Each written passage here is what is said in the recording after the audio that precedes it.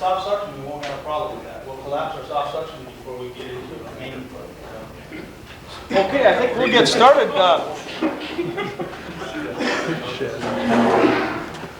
First, thanks for coming. I'm sure you're going to find this an experience. I need to take roll call first and find out if we got Redfield. Did you guys bring a 1,000-gallon pumper?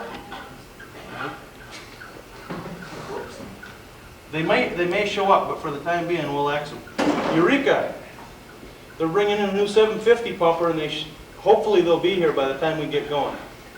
We have a spot for them. That looks bad already, doesn't it? We don't Warner's present. How about Groton with a 1,000 pumper? Yeah. Okay. Aberdeen Rural 750 pumper? Yeah. Ipswich a 350? Yeah. Brentford 1,500-gallon tanker? Yep. Redfield Rural pickup? Yep. Mm-hmm. Roscoe? Anybody from Roscoe here? Frederick? Pickup was late. Pickup?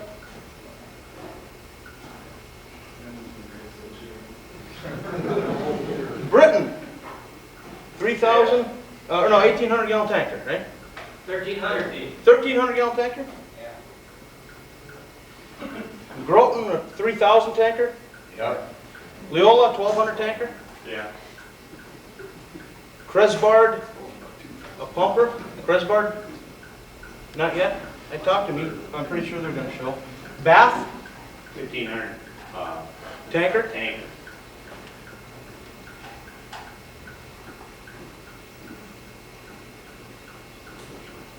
Stratford? Yeah. What'd you bring? Tanker, 1,000-gallon tanker, and pumper. How many gallon per minute is your pumper? 350. 350?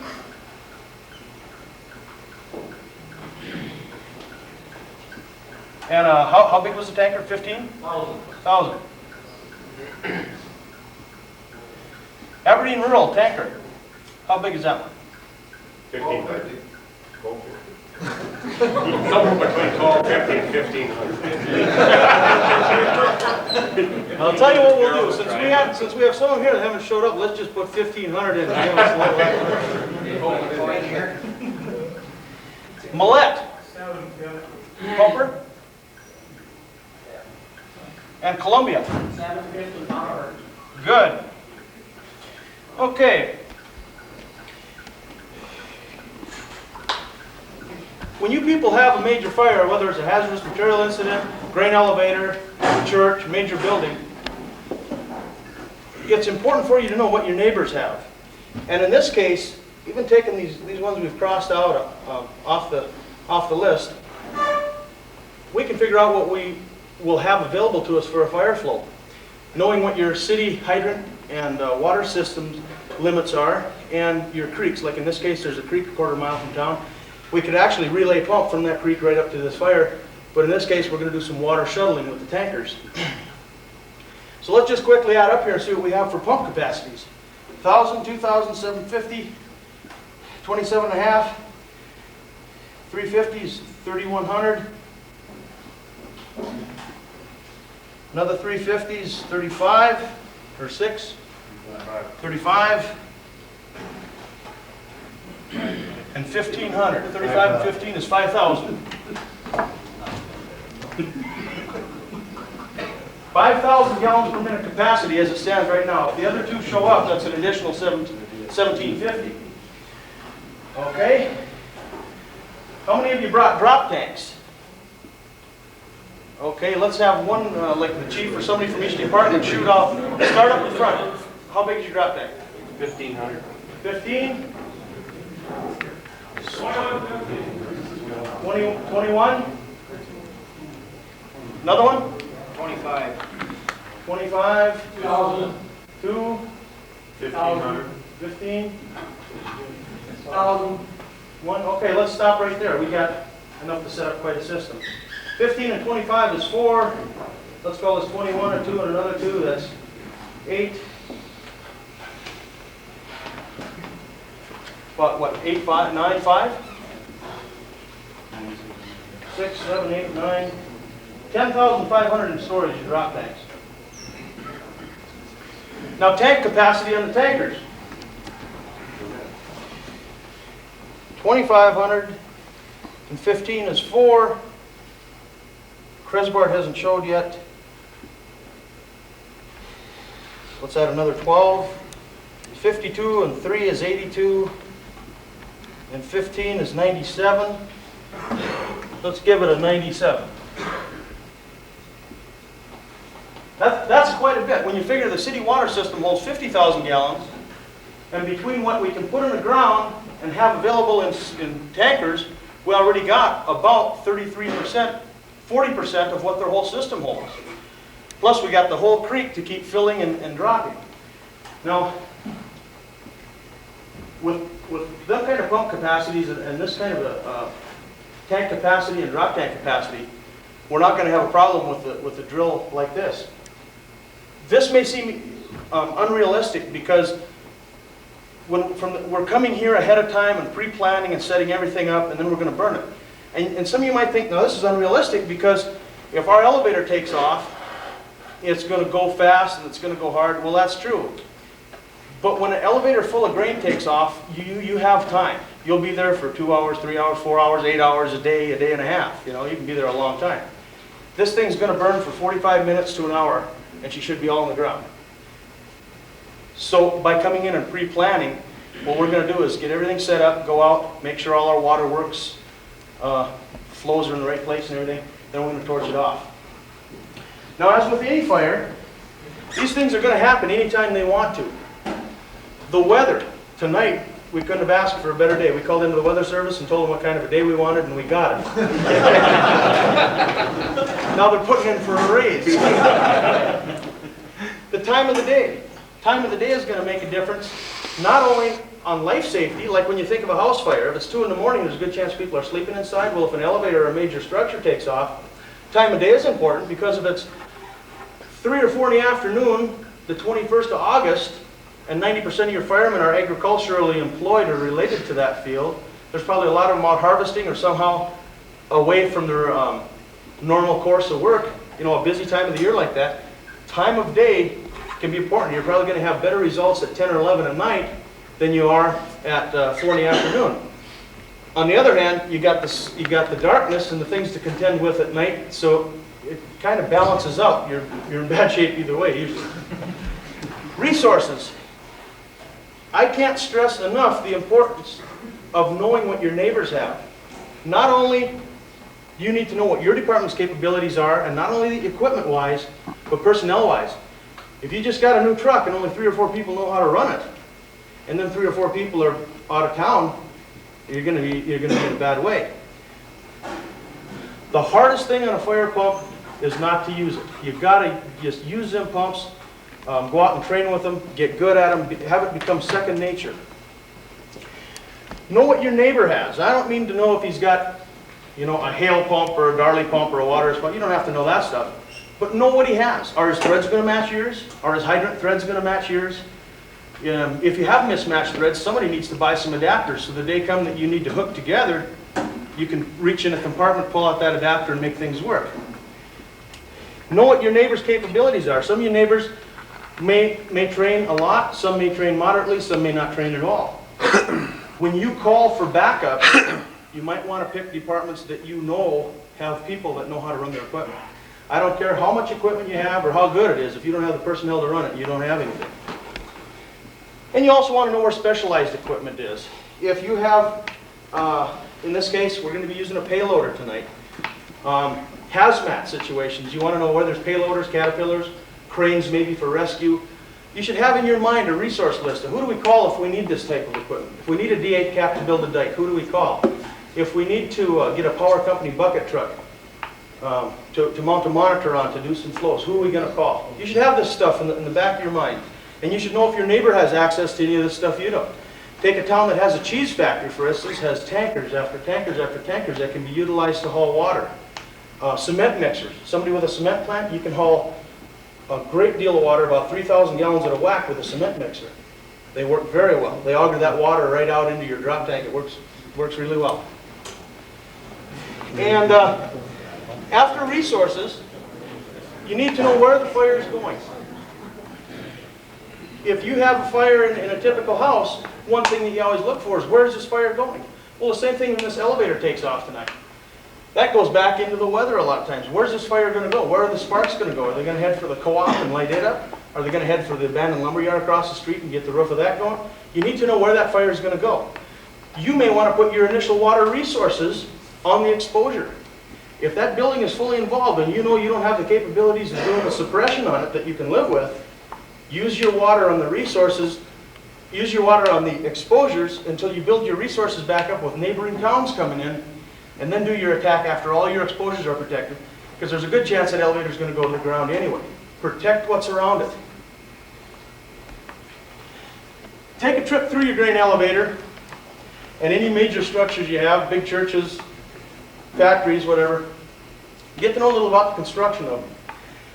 Elevators are typically built, around here the wooden type elevators are cribbed. They start out with usually 2x8s or 2x6s, sometimes 2x10s, and they're cribbed like a log cabin, only 2x all the way up to the top.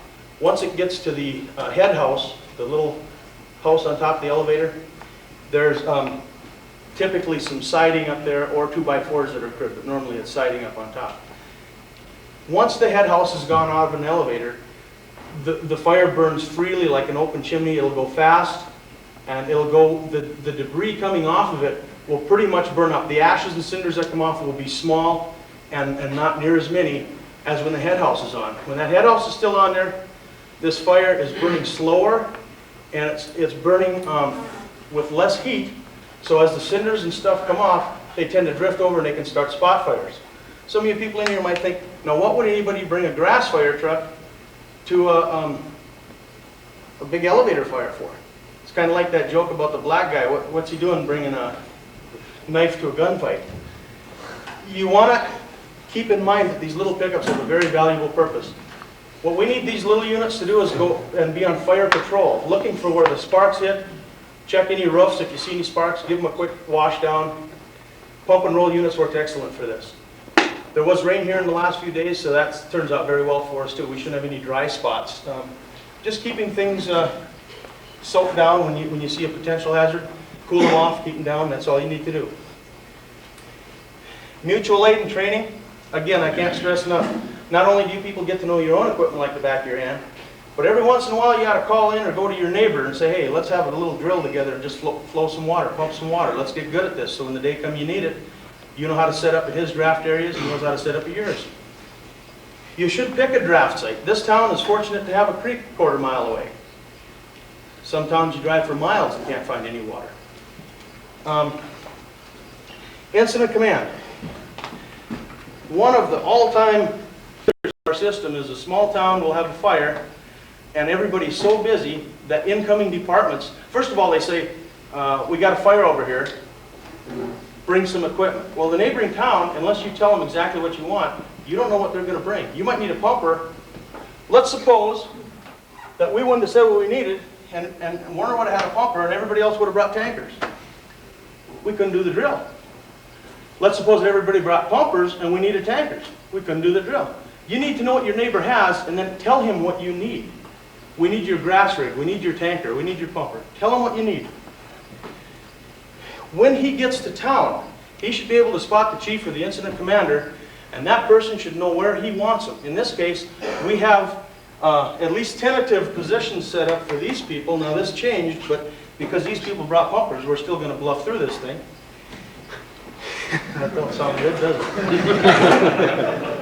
But it's vital that when you people get to town, unless you have radio communications that cross-match with the local people that are calling for the help, you need to be able to have a contact person, so when you get to town, you can say, okay, this is who we are, where do you want us? And this guy should have in his mind, if he called for a pumper, he should know where he wants you. What'll typically happen is these guys will look around, they can't find the chief. Well, let's do something, we're here. So they go do something that somebody else is doing, or start something on their own, and the next department comes in and says, well, we don't know what to do, let's go help them. Pretty soon you have 6 people doing one thing and nobody doing what needs to be done. Somebody's got to take command of the incident and get out there and plan what he wants. When he calls for that equipment, he should know where he wants to put it. There's a draft site we're going to be working with, and I'll explain this, and I'll explain some of the equipment that we'll be using tonight that is vital in these types of situations. Right out in front of this building, there's a street going west that crosses a creek about 4 blocks west of here. We are about here. This first intersection to the west of us, 100 feet probably, this goes straight down the street to what we call the dump site, where we'll have the drop tank set up. What we need to do is have Groton put their 1,000-gallon pumper on this bridge and draft water out of there. We'll have a tractor with a farmhand on it parked alongside this road. You guys with the tankers will initially set up the drop site, and you drop your water. You go out here and there's a turnaround. You go in one approach, you turn around, come right back out, head down here past this guy, pull up, and on this side of the bridge, there's going to be a tractor with this fill manifold on it. He'll be pumping water to fill your tankers. You take your full truck, come up to the dump site. I'll flip this board around, you'll be able to see how that works. And then you come back either on this road or back down the same road, either way you want to do it. Head back up, turn around, get in line again. If Groton's pumper will pump 1,000 gallons a minute, this manifold will handle 1,000 gallon a minute flow. This manifold is a homemade piece of equipment, something you people can all do. Anybody sleeping anymore? I'll drop this one. Okay. You just hook this to the, typically we use a backhoe because it's real maneuverable. But you hook a hose, 2.5 or 3, in each one of these fittings. With this plate on it, tends to hold down. You can fill a tanker. If you can get 1,200 a minute out of that pump, you'll fill it 1,200 a minute. Drop it in the manhole on top, fill it up. As soon as they're full, get that tanker on the road, get up to the dump site, unload, and get back to where you started. For round 2. Any questions on this draft site? You Groton guys ever done anything like this before? Pumping for tankers? We'll have one of our guys go out and help you along with it in case there's any problems. We have a staff of world-renowned experts with us. World-renowned in what? Respect. Thank you. Rejected?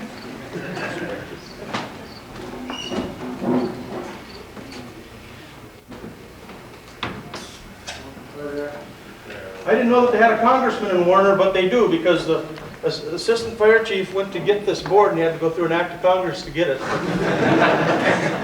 The good thing is we had it. Couldn't find the city judge. We have some exposure problems. We are here. This better not become an exposure. I just hate that when we burn down our building that we're going to have our meal in. I just hate it when that happens. But if it ever does, we already have our story made up for the news. We meant to do that.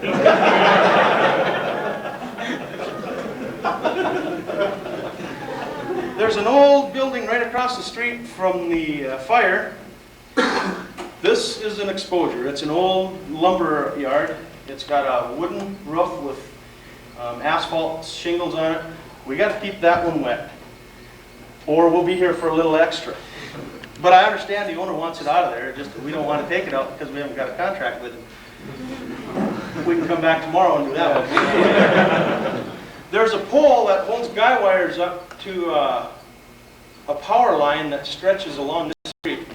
The power company is concerned about that pole, and so are we. We're going to try to keep it cool, but I think that they had a truck in today to tie off at this second pole in case this does get burned up. It's not a big problem. Is there anybody from the power company here now? They're going to be back at 7. Okay. Did they tie it off, or are they? No, they're coming back at 7 with a truck. Maybe the truck to brace it up. Okay. 7 now. I hope they're here, because if they're not, we're going to do her anyway. We burned an elevator bigger than this down. 10 feet away was an outhouse. We kept a constant stream of water in the outhouse and never even scorched the paint. So water is the key. Big fire takes big water. No matter how small your department is, big fires can happen, and it's going to take big flows. If you go out to get a new pumper, don't be afraid to buy 1,000 rather than a 750, because if you need that extra, it's nice to have. The dump site, either I should have drew smaller or this should be bigger, but we'll live without it. The dump site I have drawn over here. Now, remember I talked about, we're here, right west of us is the street. The fill site's out here. You come in and go straight up this street. Here's the school. You go up here past this, and there's a little turnaround in here too. What we need to do is set up them dump tanks in a row. And we need to put switches. Will your truck draft water? Your 350? Will draft? Okay. What we need to do is use that for running jets. At 350 gallon a minute. And we'll run jets, and I'll explain them in a little bit. Redfield, we had intentions of putting them at this site to relay pump water from the drop tanks to Aberdeen Rural, who would flow water from their truck to a monitor, probably on a payloader or a pickup. Either one, it doesn't make any difference.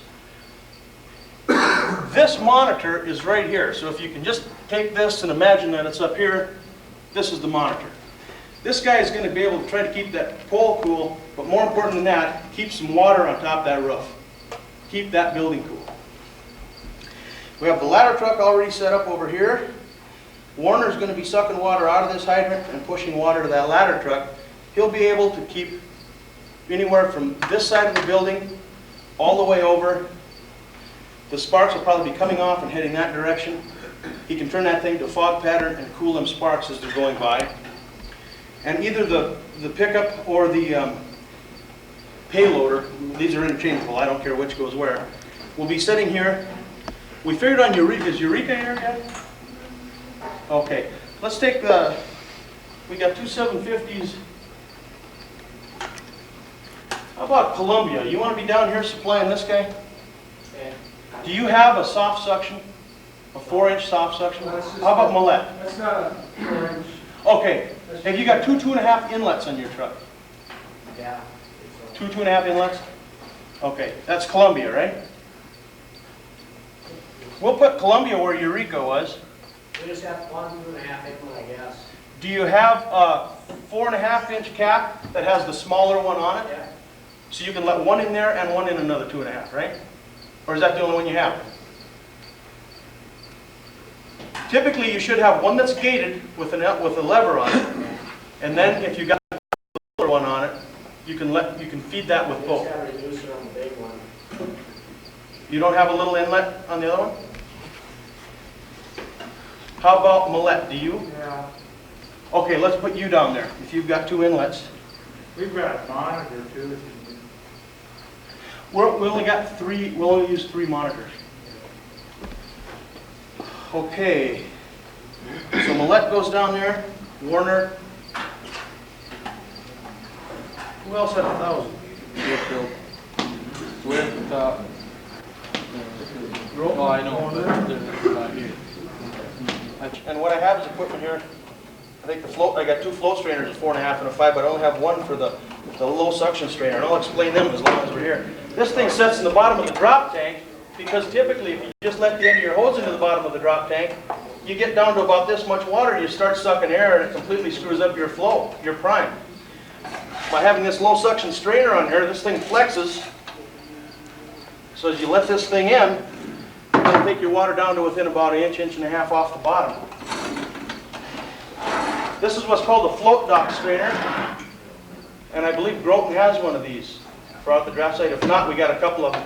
You put this right in the water. A typical strainer that usually comes with a fire engine, the long barrel looking thing with all the holes, you should have 24 inches below it and on all sides of it to prevent sucking mud and silt and all that shit into the engine, to the pump. This thing, all you need is 2 inches below. It'll float on top of the water. It takes the water from near the surface of the water, and it still screens it, but you can draft out of a much shallower location with it. So it really has its place. Incidentally, we are not in the business of selling fire equipment like this. This is what our company, the name Pemna, this is a Pemna monitor.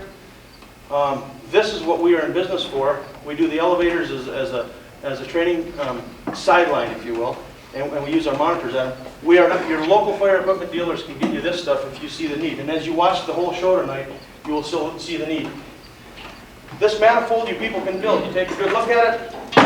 Somebody in each county There's nothing to it. A bunch of old elbows and pipes and stuff stolen from a Standard Oil refinery, I think. Welded up. There's a plate going down the center of this about that far. So if you only use one, the water doesn't shoot out the other. It hits the plate and goes down. You know, just in case somebody has one line shut down or one line off. Nothing too built on that. Our water jets are homemade. When you have the several tanks set up like this, and we talk about a jet pump out there, its switch will be drafting water out of one of these tanks, and then they'll be circulating it through the truck with 1.5 inches, shooting the water in here at about 100 pounds pressure. It goes through this 3/4 inch pipe that extends in here about that far, about 4 inches, 6 inches. And as it's doing that, it will draft water as a Venturi effect from around it through this, from the bottom of one drop tank, and fill the next one. So if Redfield or whoever we got in their place, we got to figure that one out yet. Whoever we got drafting out of one of these tanks, this truck is going to be responsible for taking the water from these and putting them in there. Moving the water to the tank that pumper is drafting from. Otherwise, the first thing you do is run this one empty and the hose won't reach over there, so we just keep moving the water to where it's needed. There are probably some tanks here without quick dumps. A quick dump is a very cheap investment. $300 or $400. It's worth its weight in gold. The key to effective tanker operations is a quick dump. Quick fill and a quick dump, especially a quick dump. A 2-inch dump on a tanker does nothing but get in the way. To compensate for that tonight, this jet, same principle except it's got an elbow that comes all the way around. You feed this down into the manhole of the tank, down to the bottom, stick this thing over to the drop tank, charge that pump, and that'll suck the water out of the tank and throw it right out into the drop tank at about 4 or 5 times the rate that'll come dribbling out of that 2-inch hole. So you can actually probably get 400 or 500 gallons a minute rather than 100 a minute. Very easy. I think these tubes cost $2. This fitting is about 8 or 9. Just piping and a little bit of welding. There's nothing to making this stuff. Take a look at it an hour after the show. Probably have some extra ones sitting out there. You get a good look at how that works. We carry quite a few of these with us, so if we get to a big operation, we can do. We could actually have 8 tanks up and be able to shuttle, move the water all into one. Is there any questions on this stuff? Is it all hooking up for you? Making sense? Okay. It's not like the typical monitors you normally see on fire engines, but it does a lot of things. You can take this thing and hook it to a power company bucket truck. For those of you that are a long distance from aerial fire equipment, normally you call your power company in to cut lines at a big fire anyway. You hook this thing over the bucket, hook a 2.5 or 3-inch line to it, position it where you want it, put a nozzle on it. In this case, we have a TFT master that has a show flow, so we can actually see the gallonage on it. Preset your stream, strap the hose to the boom, put the bucket up in the air, and you can run it from down below like a telesquirt. We're not going to have one on a bucket truck tonight, but you'll be able to look at one on the back of a pickup. There's one up on the ladder truck. That's our aerial gun for the ladder. And there's going to be one on the payloader. The guy can sit right inside the payloader, play with the controls, and move that stream wherever he wants it. If you can imagine a cold 30 below day in a fire like this, it'll really enhance your abilities and keep you from freezing to the hose. Is everybody signed up? Okay, let's just pass this thing around again. You all on the front row sign up? Okay. Be sure to print if you would. It just makes it that much easier for the certificates. And the state of South Dakota has a training program that you get certain credits or points or whatever for being at these type of drills. So Al Christie will receive a copy of whoever is listed there. Okay, we need to iron out a couple little things here yet. Does Columbia, let's see. You don't have a 4-inch soft suction plate, huh? Yes? Why don't you put Columbia up there where you...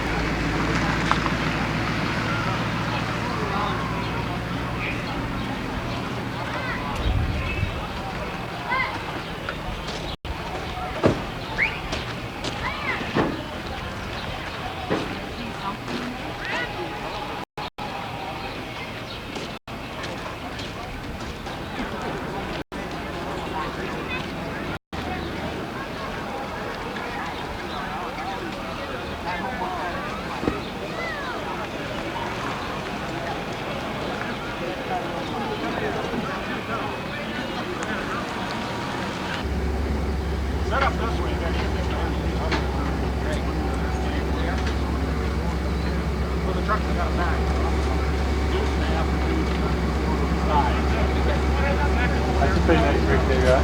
Yeah, you just got that.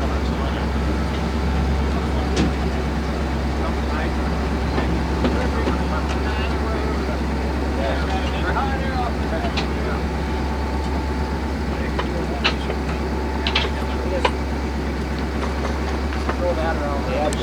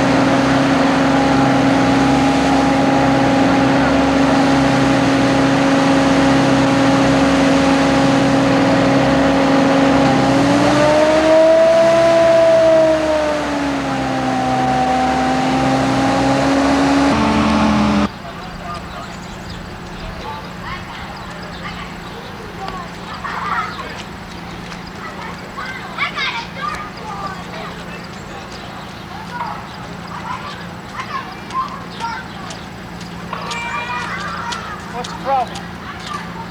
Those lines are short. The power guy said we cannot get water on those lines. I don't know what the fuck is wrong.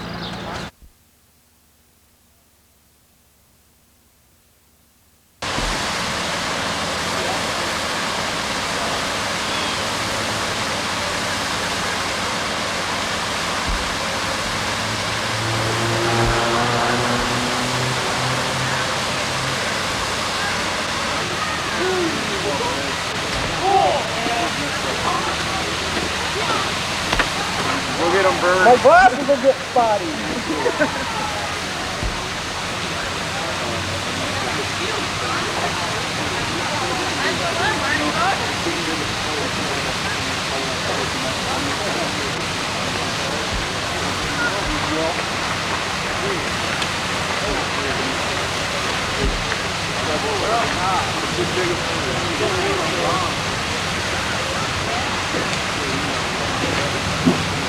Later, Joseph. Gonna get hot fast. Oh yeah. It's gonna get toasty. We can feel that thing.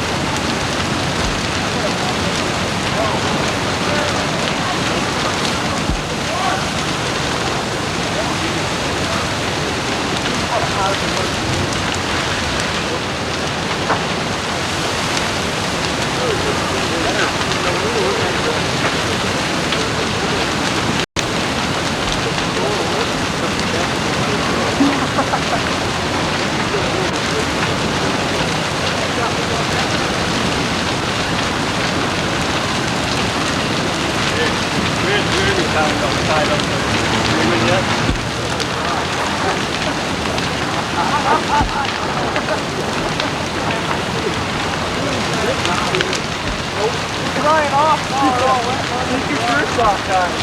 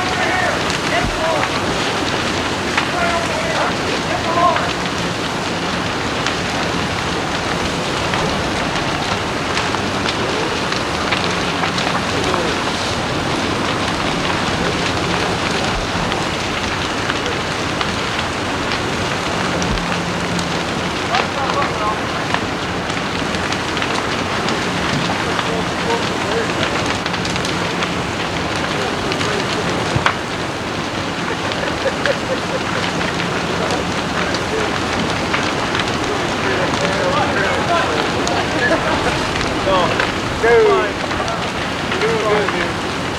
I'd move, but I got a goddamn cramp in my leg. I'm hoping they bring me down.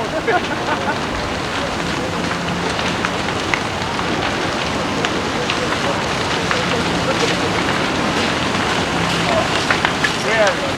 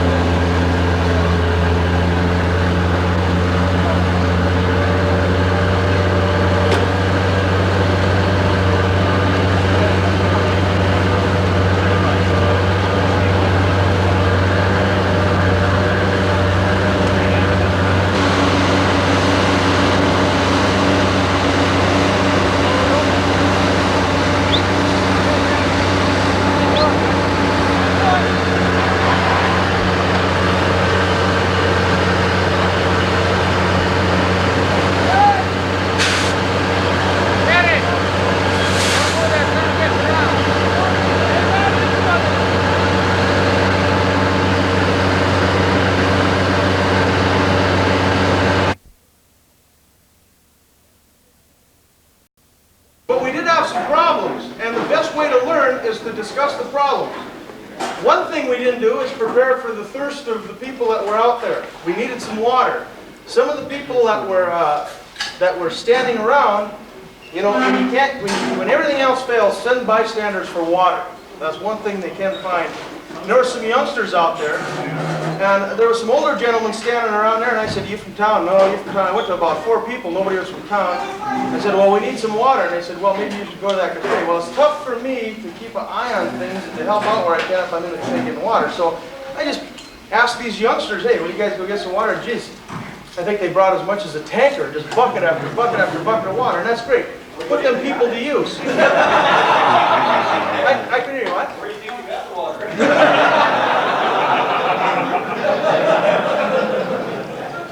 Oh, well. I thought it tasted like tank saver, but I didn't want to say it. Little tank saver, a little AFFF in there. So one of the problems was drinking water.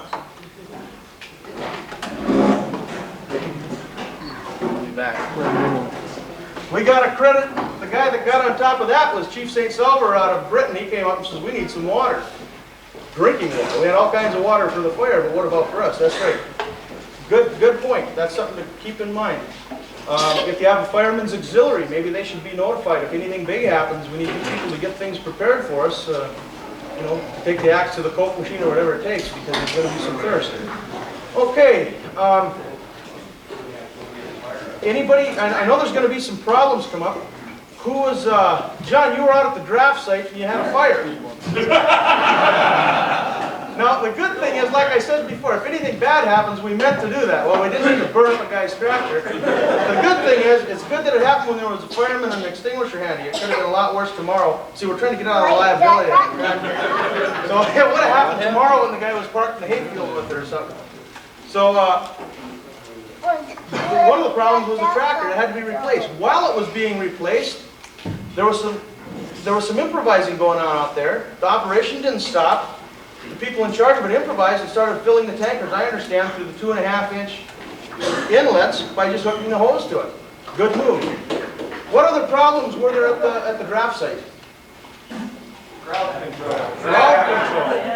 Where was that sheriff? There wasn't anybody. Sheriff, are you here? Is there a sheriff in the house? Are you kidding? You got the hell out of here. Where's your It badge? ain't election year, is it?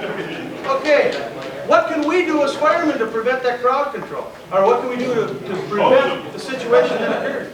4.5-inch line. Yeah, it's tough unless you have more cops or some firemen are standing around. Get them to run them people out of there because they're... Some of them had their cars locked up, parked on the edge of the road, and they were gone. Somebody brought a 6x with them. I don't know what department it was. But them bumpers are notorious for nudging. Just like when Greenpeace Saved the Whales and Sharks people came and tried to keep a nuclear test from going off, the Navy shouldered them out of the area. Who's liable for that? The people that got in the way of the fire truck. Is that right? I wish I had known that. That's what that guy. I'm on camera, I can't say that. No, I think that you need to make clear that needs to remain open. You need to let these people know, hey, get that car out of here. We got people. There's usually some firemen on a draft site that aren't doing much. Get them out there and keep that open. Okay, what other problems at the draft site? No other problems at the draft site? Was the turnaround adequate? There was traffic in there. Traffic. Car- Parked in front of the driveway. Whoa. Skeeters. Yeah. Any of them wearing an axe for a hood ornament? What's that?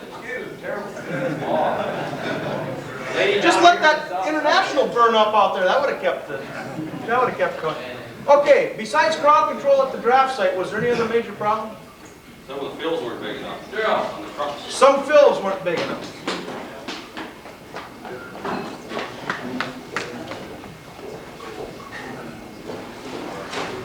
Okay, anything else? John, did you have something else? Yeah, just the only other problem there is the draft side is some of the trucks, the hole wasn't big enough for that manifold finish, so we had to use a 2.5 on them too. Okay, now when you did that, were you able if you guys can increase the size of your fills for operations like this, it'd be beneficial. But if you can't, did you guys, when you use the 2.5, did you park on the opposite side of the truck so you could still get people in to use the 2.5? Filled in front of the truck. Little holes marked in front and big holes behind. Fantastic. That way you can do two, you don't have to slow up the whole operation. Good observation and good improvisation on it. Anything else at the draft site? Okay, how about the dump site? What went right at the dump site? What went wrong out there? I think the trucks could have staggered when they're coming through with the dumps. Like the bigger tanks were coming at the same time and the smaller tanks were coming at the same time. So we're ending up doing the smaller tanks to dump, we'd be running out of water before the bigger tanks actually got there. So stagger, too small and large, too small, or however it works out, so you're bringing the water constantly. Okay, now at an actual situation, that's probably going to vary, and no matter how you stagger them, it's probably going to mix match anyway. If you lined everything up, big, small, small, big, small, small, if one dumps quicker, he's going to take off and it's going to get out of line anyway. It's going to be very difficult to keep them in formation once you have them there. But you can try it, and that's something you practice with your neighboring departments. Try it, see what happens. Anything else at the dump site? Our dump is too small, small dumps. Too small a dump.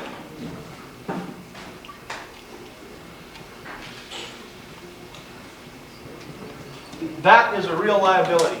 The key to success with a tanker operation is quick fill and quick dump. Even if you have a slow truck on the road, if you can fill it in a hurry and dump it in a hurry, you're a lot better off than having a fast truck that takes forever to fill and dump. Get a big dump put in there. And when you put a big dump in, make sure you vent it. If you have a small vent hole and a big dump, it's going to want to collapse the tank and it's going to seize up. The water isn't going to flow as well. Add some vents to it. Yes, sir. And one thing that's wrong with our truck, we put a big vent, we put a big dump in, but we didn't take the baffles out. So you got one compartment that goes down right now and then it trickles through. So that if you're gonna put a You got dump a in, manhole? don't have that big baffles in there. Cut bigger holes in your baffles down towards the bottom so you have free flow.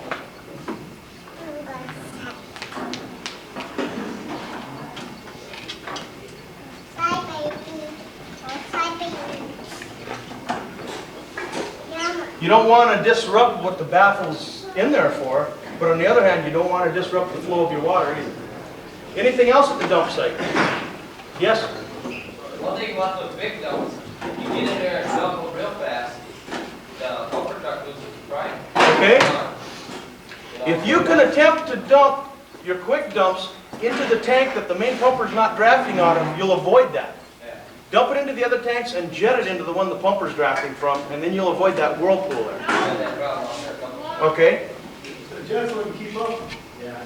With us drafting. The jets wouldn't keep up? And I guess you got to dump some in the one you're drafting out of. Ipswich, was your pumper, did it ever do everything you wanted it to? Yeah. Yeah. As far as gallonage, how many lines did you have off there as far as the jets? Two jets? Was it adequate, or should they have had a third one? Would a third one been beneficial? I don't know if they could have run a third one. The way it was going, it was still,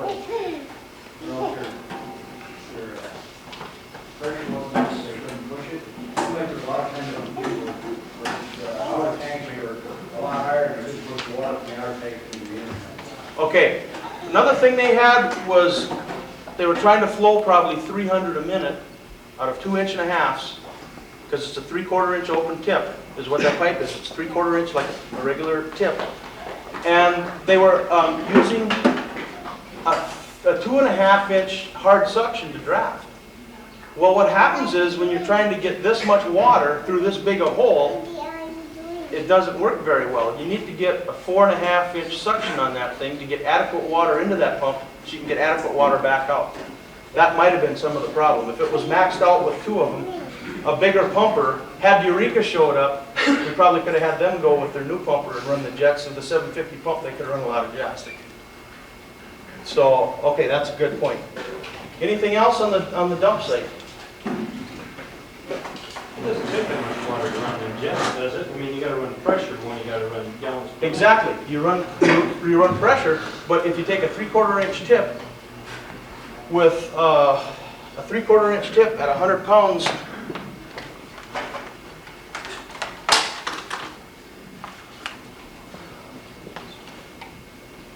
three-quarter inch tip at 100 pounds is 130 gallons a minute. You got 2 of them, that's 260.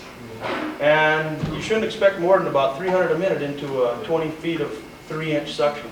Big suction's the answer. One of the best ways to ruin a fire pump is to try to push more, pump more water out of it than you're sucking into it. Cavitate the pump, you can have problems.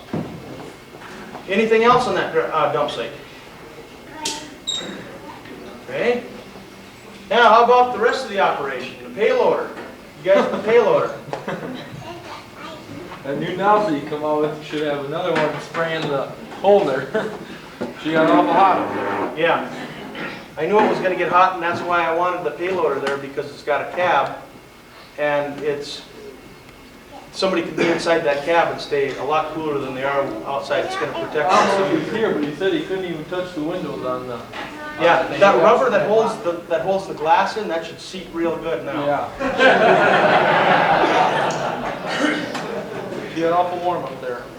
But a winter fire, they work great. You can stay in a heated cab, play with the controls, and put that screen wherever you want it. Yep. It worked good though, with that monitor holder. All right. Monitor. Aberdeen Rural had a big nozzle on. Did you guys get that back? Okay. Girls, you get your soft suction? Yeah, Groton's, I see some soft suction laying back there. Okay.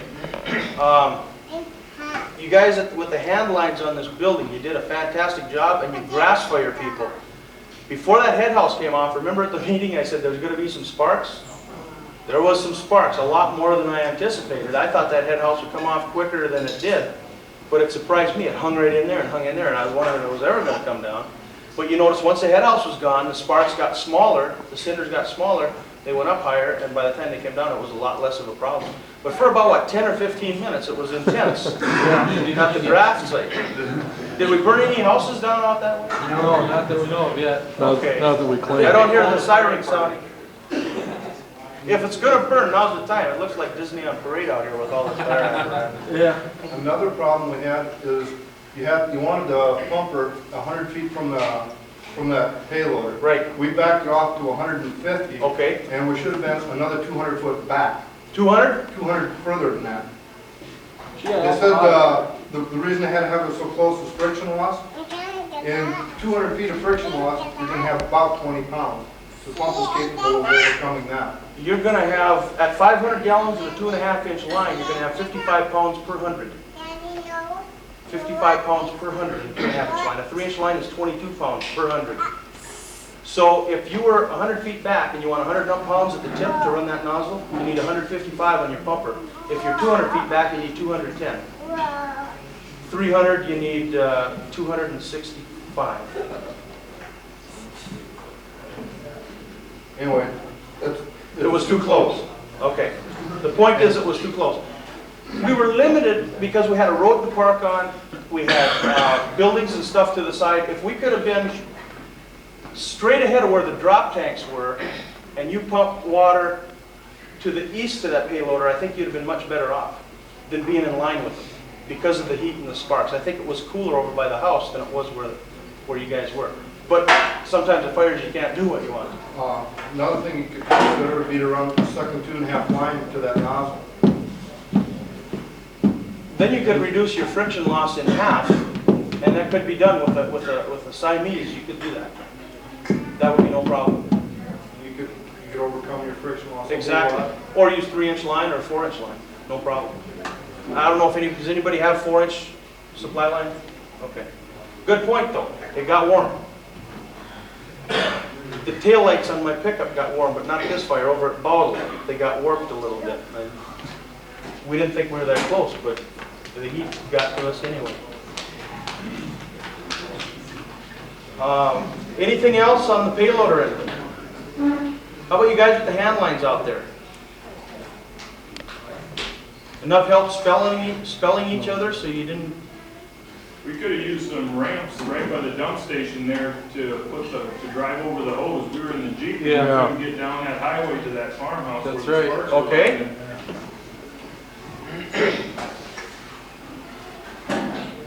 Takes nothing to build a couple of them, even if you have them sitting at your fire station, so you can go get them when you need them. 2x12s and 2x8s and so on, just a little hose ramp, nothing to it. Good idea. We run into the same problem. Okay, good idea. Another thing, up at, with those hand lines, you should have somebody in the back with a watch and allow the people on the nozzle to be on it for over 5 or 10 minutes maximum. Yep.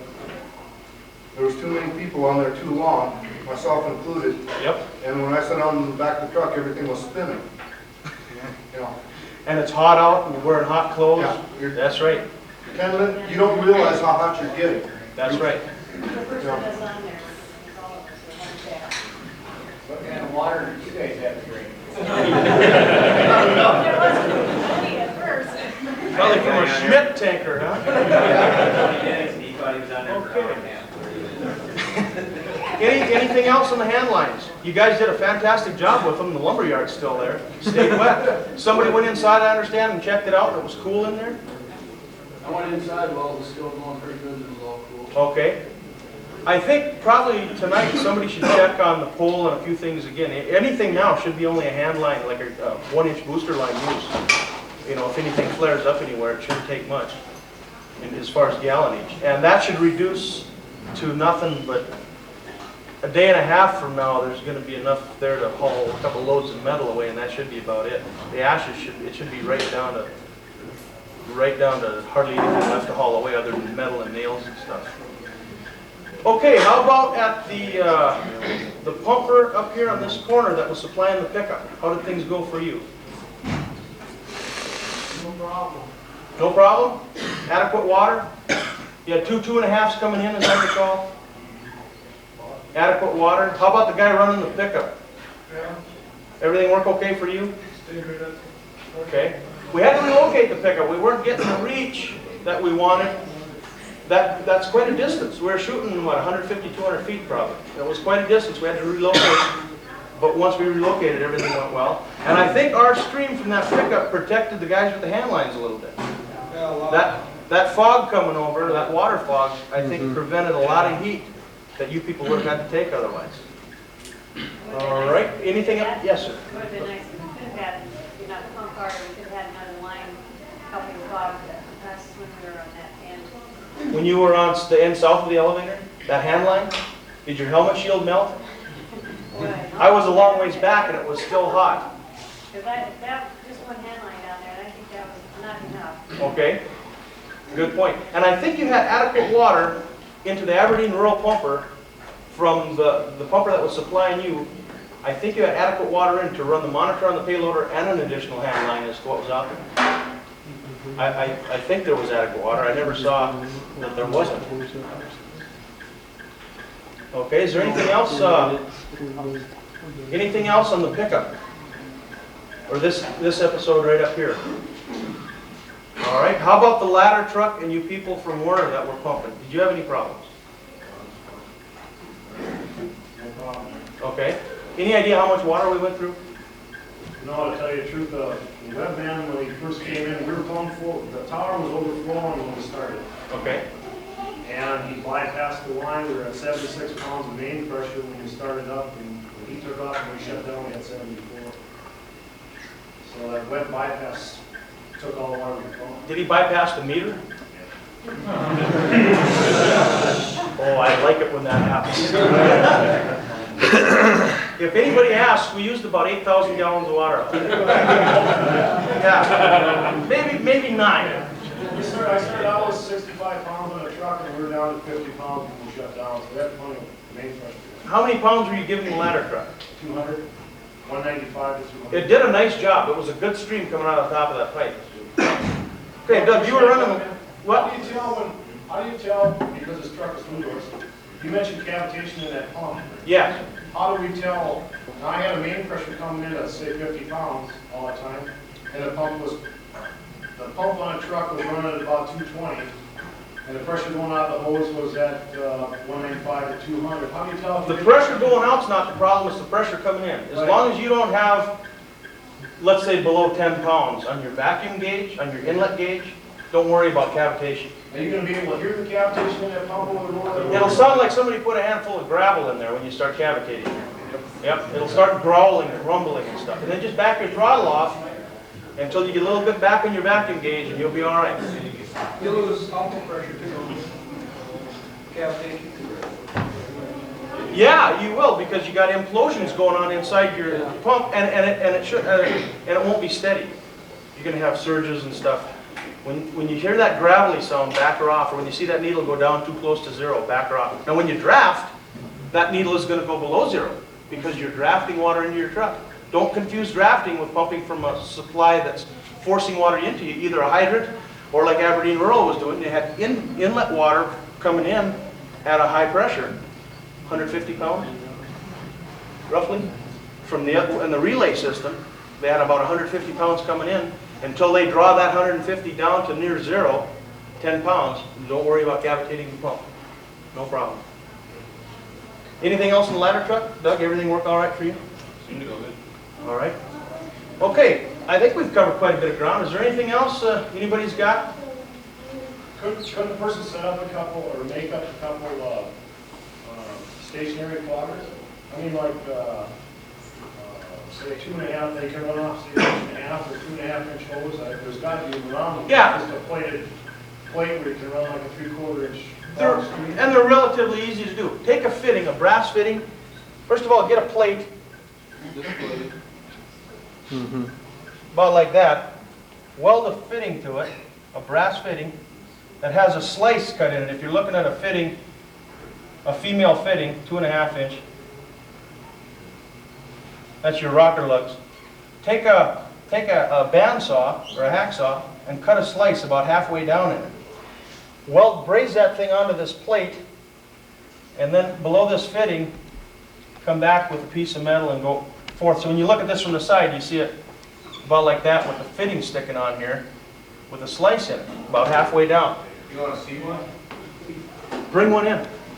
Wouldn't it have been a lot simpler to set a couple of those up at that building site? They're good to a point, but that stream coming out of this thing is thin. And if the water goes up and drifts down on the building, that's pretty good protection. If the water goes up and evaporates, the radiant heat will pass through that just like a window. And although it'll stop some heat, you can still have that building take off next to it because of the radiant heat passing through. So they're good in their place, but don't have a lot of faith. Keep your eye on them. If you use them, they're not the answer to perpetual motion. Keep your eye on them because there could be some problems that come with it. Get a couple of them Pemna monitors and just put them here and there, and you don't have to worry about it. Okay, anything else? Buy one of them Pemnas, does the payloader come with it? For the right price, any color payloader you want. What do those monitors cost? About $1,200. The nozzle's another $8. Anything else? I want to thank you all. I think you all did a fine job, and I think we all learned a lot here tonight. I'm very impressed with the work you all did. So I guess with that, there's probably some food left back there. I hope there is. I haven't had anything to eat yet. You all know I need it. Okay, thanks again for showing up. I think it was a real success.